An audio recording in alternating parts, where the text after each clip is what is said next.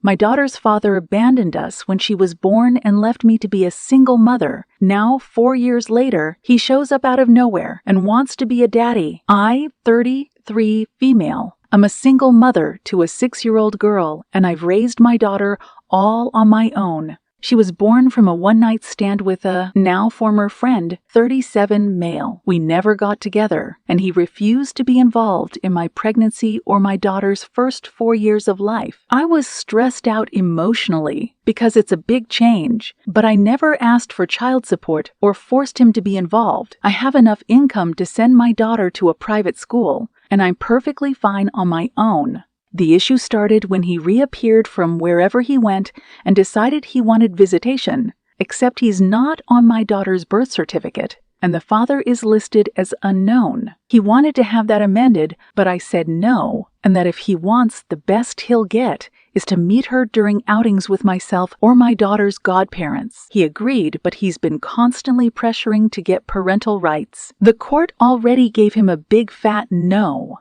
unless he pays 4 years of child support, which with his income goes somewhere around $230,000 USD, and he hasn't paid a cent. My daughter doesn't even call him dad or recognize him as dad. She calls him Mr. I keep it very clean. I never bad-talked him, never made up stories. When she asked about her father, I used to say it was just the two of us. Even during court, the assigned CPS agent testified that my daughter had no affection or clear relationship with her biological father. Now, the main issue happened in a parent-teacher association meeting. He would say things like my family thinks or what is best for my family. I didn't agree with him, and I voiced my disagreement by saying my daughter has different needs, and those are a priority. He was clearly angry. After the meeting, there was a moment for teachers and parents to mingle and just talk about how the kids are doing. One of the teachers approached me to apologize, saying she didn't know my husband and I didn't like a project she was doing with the kids. I told her I had no husband and my daughter loved the project and wanted to be a part of it. The teacher then told me that my former friend was going around talking like he's my husband and he represents the family. I was livid, and I walked up to him and very loudly told him we needed to talk in private. In the parking lot, I told him we were not a family and that he either will respect that I am the only one who can make decisions about my daughter's education, or he won't be involved. He went on about being her biological father. Then I reminded him he had not paid a cent for the pregnancy, my daughter's needs, or even the private school my daughter is in. He hasn't tried to see my daughter since, which she doesn't mind at all, and I did ask her, by the way. I do feel a bit bad about what I said. Edit. I wanted to add this because the messages are driving me insane. He has the money to pay child support, but he chose not to pay. He was never prohibited from being involved. He had my phone number and I sent him pictures and invited him to birthdays and other big celebrations, but he never came. Also, we are not in the U.S. Update. I'm going to preface this by saying my daughter's father, whom I refer to as Jeff, has never been my romantic partner. It was a one-night stand.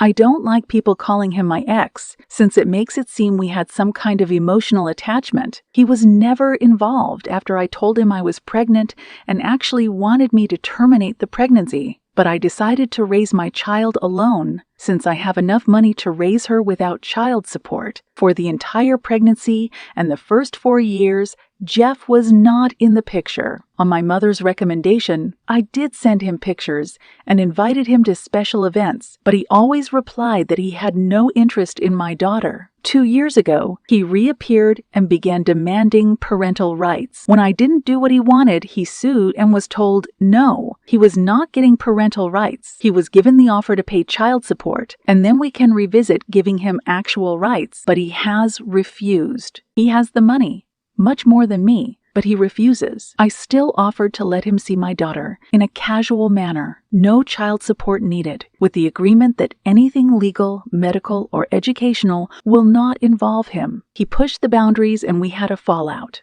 After that, we didn't hear from him for almost 6 weeks before he called to meet for Christmas. After much discussion, I agreed to bring my daughter over on the condition that my daughter's godparents could come. Thus, we went over for Christmas dinner, and that is when I found out Jeff is married and had never told his family he had a child. It was great to be judged by a bunch of strangers, but if I'm being honest, it was uncomfortable the entire time. I'm going to use fake names, but let's say my daughter's name is Katie. His wife kept calling my daughter Gabrielle, not the actual name she used, but it was that different from my daughter's name. The wife was also very physical, trying to pick up my daughter or parent her. I would block her or tell her to please let me deal with my child. The entire time she pretty much ignored me, but Katie didn't seem nervous, so I decided to just bide my time. I hit my limit when my daughter said she needed the bathroom, and this stranger went, "Oh, Gabby, you need the potty. Let mommy change you." My daughter hasn't worn diapers in a while now, and she's more than capable of going alone to the bathroom. I immediately told her to stay away from my daughter and that we were leaving. The woman started wailing that I was kidnapping her baby girl and tried to lunge at me. Her in-laws got in the middle and held her, consoling her and saying that we weren't leaving and for her to calm down as if she were the victim. At that point, I just glared at Jeff and told him he'd better explain, or I would be calling the police. He asked me to speak in private in another room and that I could just leave my daughter with his parents. No way that would ever happen. Katie's godparents took her with them, despite the wife having a full meltdown. Jeff and I spoke outside, and he explained that he and his wife recently lost a daughter. I'm not going to give specific details on that. All I'll say is it was sudden and nobody's fault. As I can only imagine, it had caused some psychological issues for his wife. Apparently, he had the brilliant idea that having Katie pass as their lost child would help his wife without telling me. That's why he wanted visitations and parental rights. He pleaded for me to leave my daughter with him for a little bit. I asked him what his plan was when his wife heals. His response was disgusting. "Well, I'll just send Katie back with you, and it will be just like before." I told him he was insane if he thought I would let him use my daughter like that. What his wife needs is therapy with a professional not feeding her delusions. I would not let that woman within miles of my daughter. He told me I was being cruel and didn't know the pain of losing a child. I agreed with him, but reminded Jeff that my priority is not his family. It's my child. What he and his family do to work through their grief has nothing to do with us. I also told him to call his lawyer because I am making sure he never has contact with my child. So that's what I'm bracing for. He's been blasting my phone since Christmas, but I can easily ignore him, and my daughter and I are doing a small travel vacation in the meantime. Update. Hey everyone, I decided to post a final update since I will be going silent for a long period. For those who didn't know, I'm currently dealing with my daughter's father and his delusions. He wants to use my daughter as a therapy doll for his wife, who recently lost a child. A lot of people were worried about my daughter and me, and I truly appreciate it. We're both safe. She's currently having a great vacation with her godparents, and I'm making my own arrangements to move on. My lawyer is working hard to keep everything in order. I know a cease and desist was his first action, and we are going for no contact. He says we have a solid case and hopefully this will be resolved relatively fast, and by that I mean a year or two. We did get a temporary restraining order, and it's only until our first court date, but it could be extended afterward. I haven't had direct contact with Jeff. He lawyered up too and tried to send a threat to take full custody. My lawyer laughed at it since his reasoning was parental alienation, except I have proof. I tried for years to have him involved. Apparently turning in a few emails showing my attempts was enough to get them to change parental alienation to a different reasoning. But in all honesty, my lawyer is not worried. For now. I've decided after much thinking that moving is going to be necessary. It won't be something I can do on a whim, but I'll be looking into new houses within a month to hopefully move sometime this year. School will remain the same, but we will be speaking to the admin to make sure only certain people can pick her up. Part of that decision has been to hire a private driver. He's someone I absolutely trust and has worked for relatives in the past, so I'm very comfortable with the idea, and so is my daughter. Now I just have to make sure they don't go for fast food every day after school. All in all, things are not that scary right now. I have a good lawyer, good evidence, and my little girl is happy and healthy.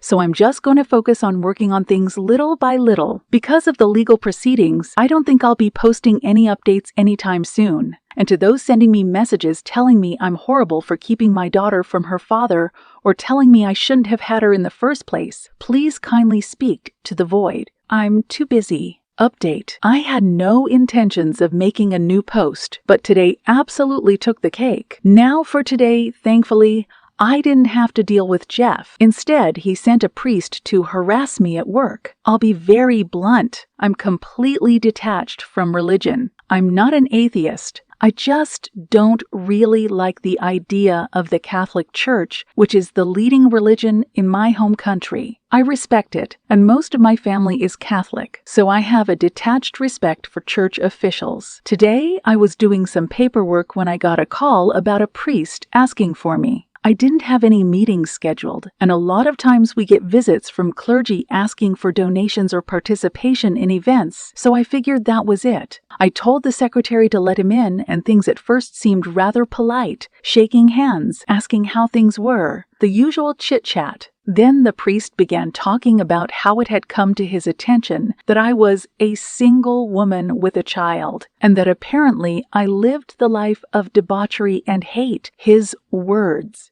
I was taken aback and agreed I was a single mother, but I didn't see how I lived into debauchery and hate. The priest then went on about how he knew my daughter is prohibited from spending time with her father, and that I'm constantly sleeping around with men instead of living a godly life. He was worried and thought it would be best if I considered giving my daughter a chance to live with a proper family, rather than seeing me sell myself. Angry was an understatement. I did keep it civil simply because I was at work and I had no intentions of screaming at a religious man at work. I simply told him that my daughter was fine with me. She lived a safe and happy life, like personal affairs were my own, and that I had no intentions of sending her to another household. I told him that if there was nothing else, he should probably leave as I had other things to attend to. He then showed his hand, and that's how I knew it was Jeff's doing.